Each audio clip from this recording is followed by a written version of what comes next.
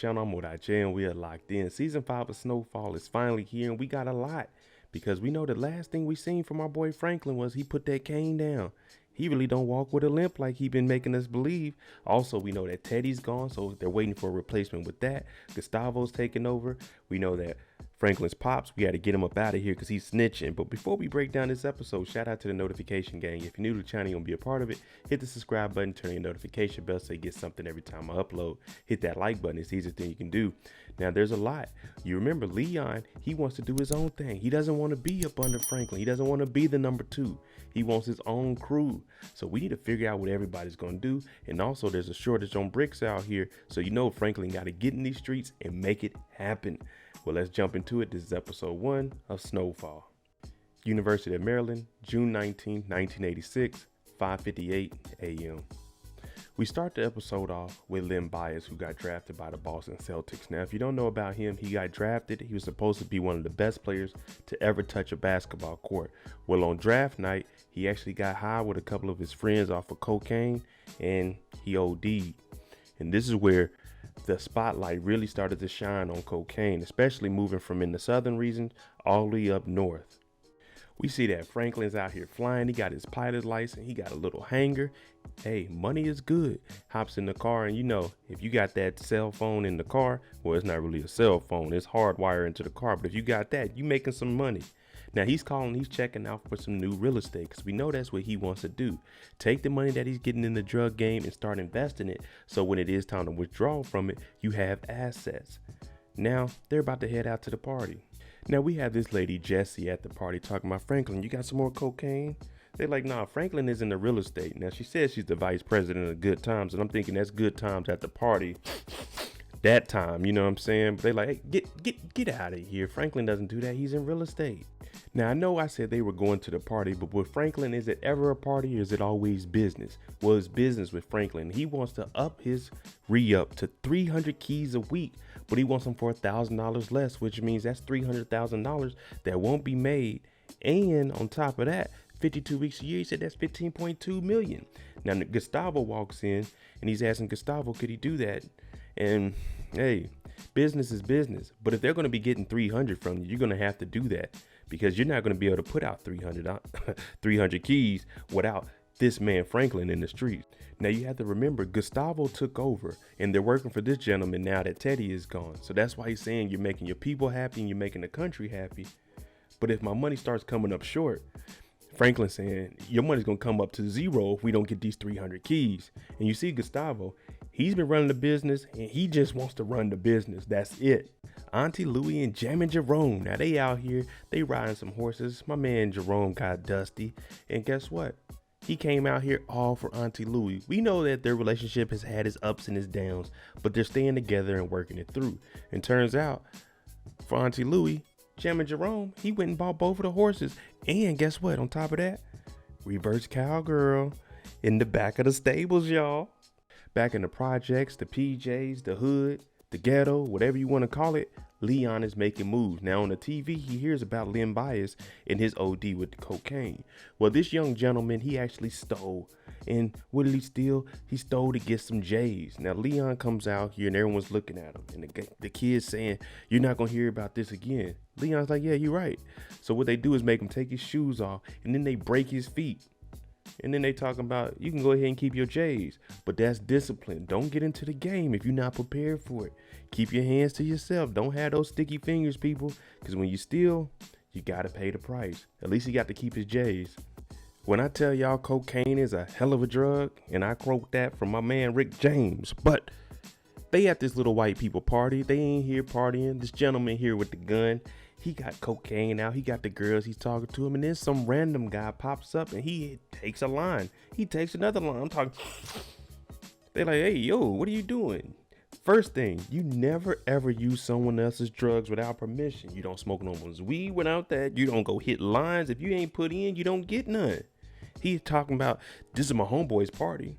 So, of course, this gentleman, he hops up with his gun. You just gonna call us names and make fun of us and take the cocaine? They like, hey, yo, chill. It ain't worth it. After they calm him down, everybody's like, okay, good. Man, where'd you get that gun from? Pow, pow, pow. He goes ahead and shoot him. I told you cocaine is a hell of a drug. But the drug issue doesn't become an issue till it starts hitting the white people. And that's what they're signifying here. Yeah, it happened to Lynn Bias. It happened to a lot of other black people. But just what we have going on now with the opioids and everything like that, until it hits the white community, it's really not an issue. What this episode is doing is setting us up to see how big that cocaine is starting to get on the radars of everybody within America. It's starting to ramp up. In the newspaper, we see Maryland basketball star Lynn Bias is dead at 22. Evidence of cocaine reported and found. So that's what they're showing us, how serious it is and how hard it's going to start to get for Franklin to be able to move cocaine without the police wanting to crack down on it. Right after reading the newspaper article, Franklin, he's hitting the heavy bag and he hears on the news that there was a 24-year-old shooter last night. It was like a disturbance at a party over some cocaine. So that's what I told you. They're starting to build this up in our heads so we can see how serious it is, because the news media is picking up. The government, they're starting to hear about it. And who is Franklin working with? Directly with the government. We know Franklin is diving deep into the real estate. So he started a development company. His lady is running it. And he's like, that new property, I want to bring in Auntie Louie, Uncle Jerome, and Leon. Because if we work together, everybody can get a piece of this pie. Now, if you want to move fast, you go alone. If you want to go long, hey, you do it as a team.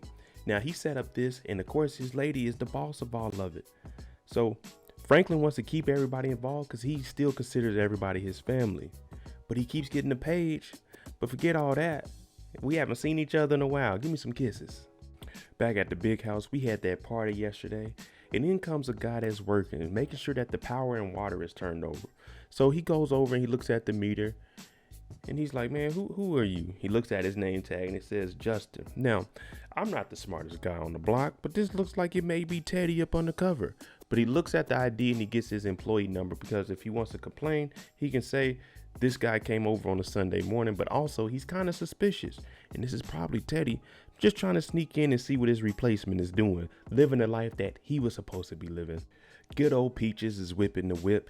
He takes Franklin over to Rob's house. Now, when he gets there, you know, this is where the party was. And he's sitting on the couch talking about, man, crazy night, man. But the shooter, he's gone, man. He told me he'll contact me when he needs to. It's crazy here. Franklin's looking around thinking, I'm not giving you work to just be using it. I'm giving you this so you can go out there and give it to your people, make you some money. I just fronted you 3 of them things. So he's telling them, you need to make sure everybody leaves, because we need to have us a little one-on-one. We got us a new officer on the scene, and it looks like he done put up with no shit. It ain't gonna be no talking to me. They just arrested some people, kicked in the door. He goes in there, what we got here? Okay, yeah, someone helped him up. Arrest them fools. Now the mother of the house comes up talking about, y'all can't come in here. Y'all can't do all this. Don't touch my son. What is your name and badge number? He said, ma'am, shut the fuck up and get out of my face.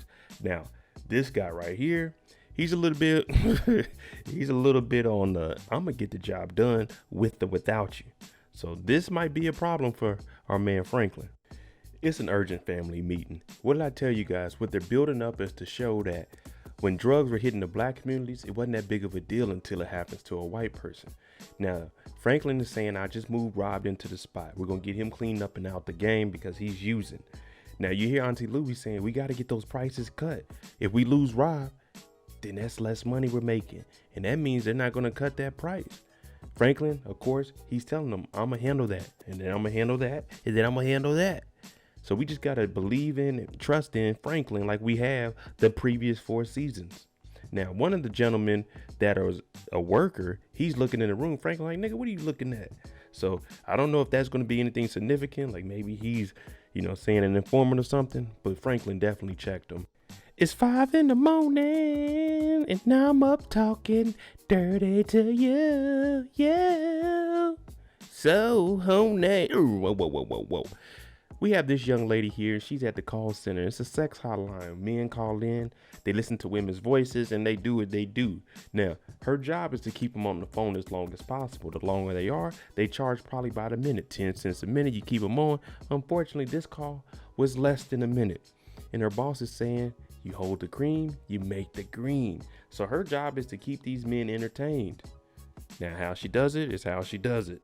After a long day of work, Wanda comes home. Now she's staying at the same house that Rob is at because no one's going to rent to a former base head. You remember, Wanda was a junkie. Well, she got herself clean. She got the little job. Peaches wakes up off the couch like, good thing you here. Make sure you watch Rob.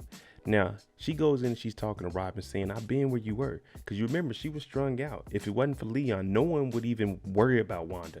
She'd be gone, whoever, wherever.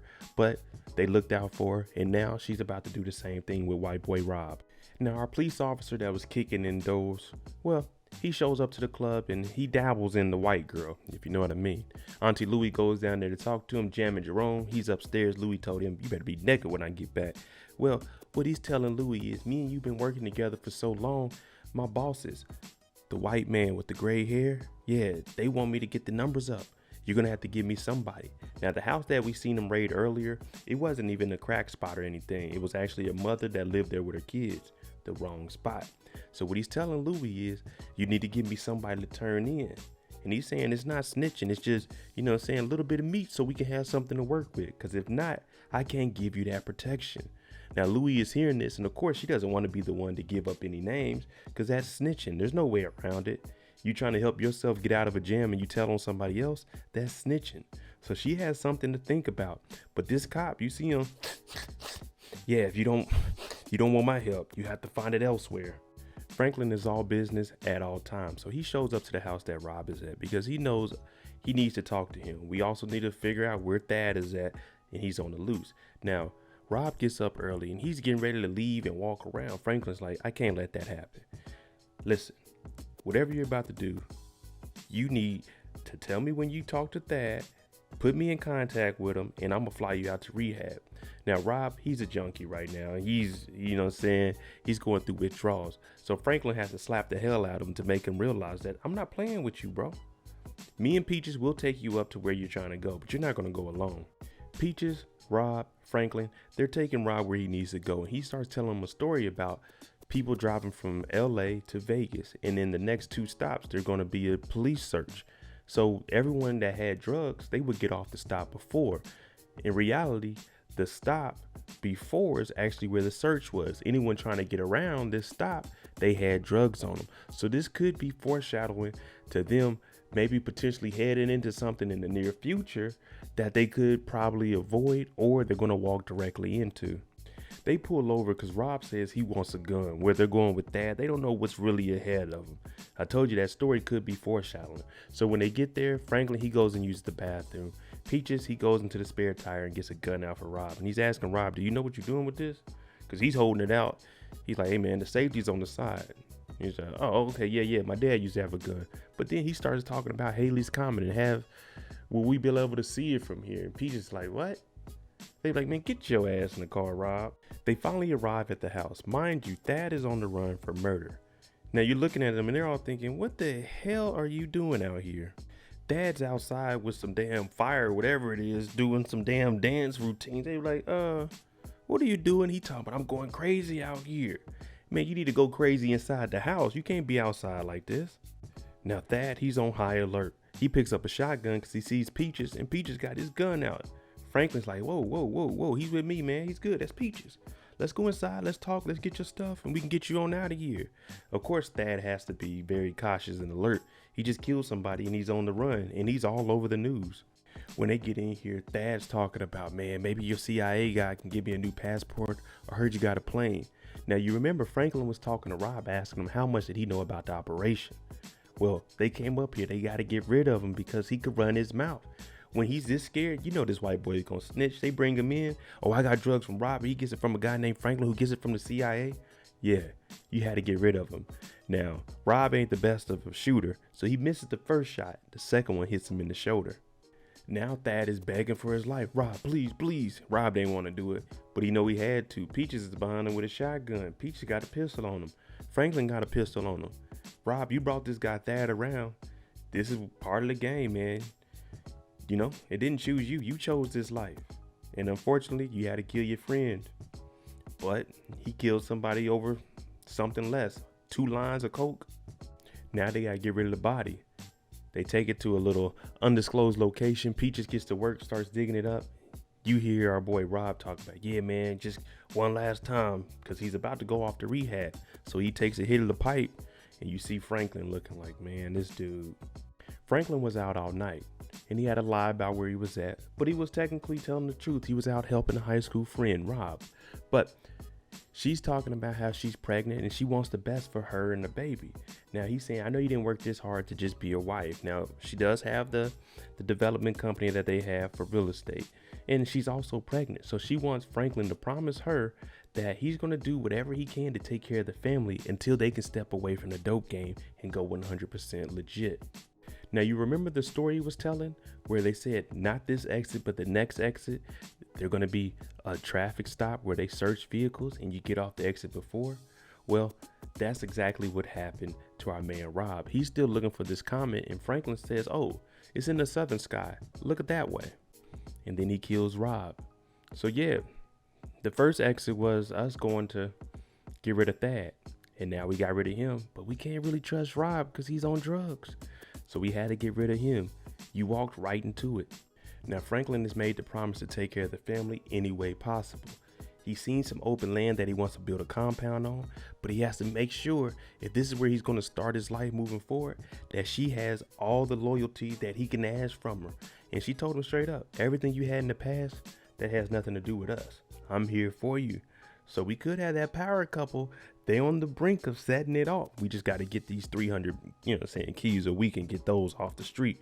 But until then, Franklin has a plan and he has a loyal woman by his side. There you go, episode 1 of Snowfall. Let me know what you think. Our boy Franklin, he's out here. He had to get rid of Rob. That's unfortunate, but it needed to be done.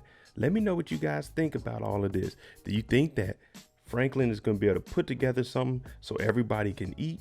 Or are the whole family, Leon, Louie, and Jerome, gonna all have to go their separate ways? Let me know what you guys think. I'm Mod.J. If you like the content on the channel, hit that like button, hit that subscribe button. Thanks for watching. I'm out. Jimmy on the beat, boy.